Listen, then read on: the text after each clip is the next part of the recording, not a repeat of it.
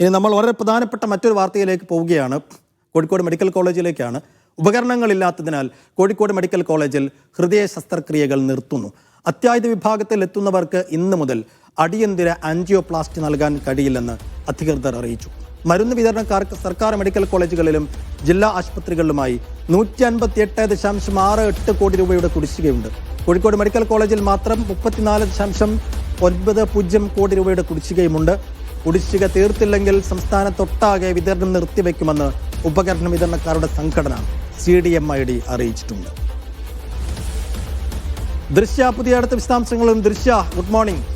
ദൃശ്യ, ഈ നല്ലൊരു ഓണപ്പുലരിയിൽ നമ്മൾ രാവിലെ തന്നെ കുറേ സന്തോഷകരമായ വർത്തമാനങ്ങൾ പറയാം എന്ന് കരുതിയാണ് പ്രിയപ്പെട്ട പ്രേക്ഷകരും TV തുറക്കുക.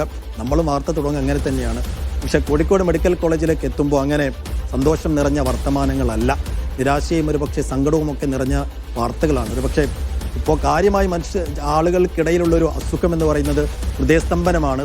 പെട്ടെന്ന് അവർക്ക് ഈ കാർഡിയാക് അറസ്റ്റ് വരുന്നു. വേഗത്തിൽ മെഡിക്കൽ കോളേജിലേക്ക് എത്തിക്കുമ്പോൾ വളരെ വേഗത്തിൽ നടത്തേണ്ട ഒരു ടെസ്റ്റ് ആൻജിയോപ്ലാസ്റ്റിയാണ്. കാരണം ആൻജിയോപ്ലാസ്റ്റി ചെയ്ത് കഴിഞ്ഞാലാണ് ഈ ബ്ലോക്ക് ഉണ്ടോ ഇല്ലയോ എന്നൊക്കെ നമുക്ക് അറിയാൻ പറ്റുക. അപ്പോൾ ഈ ആൻജിയോപ്ലാസ്റ്റി നടത്താൻ മെഡിക്കൽ കോളേജിൽ സൗകര്യമില്ല എന്ന് പറയുമ്പോൾ അത് രോഗികൾക്കിടയിൽ ഉണ്ടാക്കുന്നത് വലിയ പ്രതിസന്ധിയാണ്.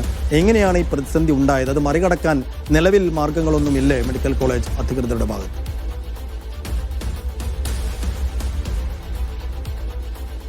സൈഫു, ഈ പറഞ്ഞതുപോലെ ഏറ്റവും പെട്ടെന്ന് ഈ 3 ജില്ലകളിൽ നിന്ന്, അതായത് കോഴിക്കോട്, വയനാട്, ഈ മലപ്പുറം ജില്ലകളിൽ നിന്ന്, ഇതിൻ്റെ കൂടെ കണ്ണൂരിൻ്റെ പല ഭാഗങ്ങളിൽ നിന്നും ആളുകൾ ഏറ്റവും പെട്ടെന്ന് എത്തിച്ചേരുന്ന ഒരു സ്ഥലമാണ് കോഴിക്കോട് മെഡിക്കൽ കോളേജിൽ. അവിടെയാണ് ഇത്തരത്തിൽ വലിയൊരു ആൻജിയോപ്ലാസ്റ്റി പോലുള്ള വലിയൊരു ശസ്ത്രക്രിയയുടെ ഉപകരണങ്ങളില്ലാതെ അത് നിലച്ചു പോകുന്ന ഒരു അവസ്ഥ വന്നിരിക്കുന്നത്. ഇന്നലെ രാത്രിയോട് തന്നെ മെഡിക്കൽ കോളേജ് പ്രിൻസിപ്പൽ അത് അവിടെയുള്ള അത്യാഹിത വിഭാഗത്തിലെ രോഗികളെ അറിയിക്കുന്ന രീതിയിലുള്ള നടപടികളിലേക്കൊക്കെ നീങ്ങിയിരുന്നു.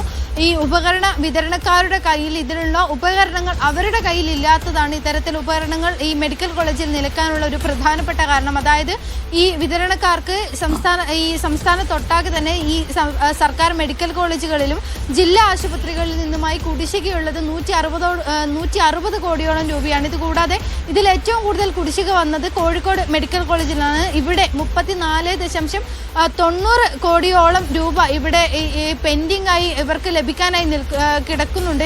ഈ ഓഗസ്റ്റ് മാസത്തോടെ ഇവർക്ക് ഈ പണം, ഈ കുടിശ്ശിക ബാക്കിയുള്ള തുക തിരിച്ചു നൽകുമെന്നാണ് ഈ കോഴിക്കോട് മെഡിക്കൽ കോളേജ് അധികൃതരുടെ ഭാഗത്തു നിന്നും സർക്കാർ ആരോഗ്യ വകുപ്പിന്റെ ഭാഗത്തു നിന്നും ഒക്കെ അറിയിച്ചത്. എന്നാൽ ഈ 31 ആകാൻ ഇനി ഏകദേശം 4 ദിവസം കൂടിയേ ഉള്ളൂ. ഈ ഒരു സമയമായിട്ട് പോലും ഇവർക്ക് പണം കിട്ടിയിട്ടില്ല. ഈ പണം കൊടുക്കാതെ ഇവർക്ക് ഈ ഉപകരണങ്ങൾ വിതരണം ചെയ്യുന്ന ആളുകൾക്ക് ഉപകരണങ്ങൾ ലഭിക്കില്ല. അതുകൊണ്ട് തന്നെയാണ് ഇത്തരത്തിൽ ആൻജിയോപ്ലാസ്റ്റി പോലുള്ള ഏറ്റവും അടിയന്തരമായ ഒരു ശസ്ത്രക്രിയ കോഴിക്കോട് മെഡിക്കൽ കോളേജ് നിലയ്ക്കുന്നതിനുള്ള കാരണം. ഇവിടെ ഇപ്പോൾ മെഡിക്കൽ കോളേജിനെ അപേക്ഷിച്ച് ഈ ഹൃദയ ശസ്ത്രക്രിയയുടെ ഉപകരണങ്ങളൊക്കെ തന്നെ ഒരു പരമാവധി തീർന്ന ഒരവസ്ഥയാണ്. ഇതിൽ വയറുകളും ഇതിൻ്റെ ഈ ശസ്ത്രക്രിയക്കായി ഉപയോഗിക്കുന്ന ഈ ബലൂണുകൾ, ഗൈഡ് വയറുകൾ തുടങ്ങിയവ ഇവിടെ ഇപ്പോൾ ക്ഷാമം നേരിട്ടുകൊണ്ടിരിക്കുന്ന അവസ്ഥയാണ്. ഏകദേശം തീർന്നു എന്ന് തന്നെ പറയാം.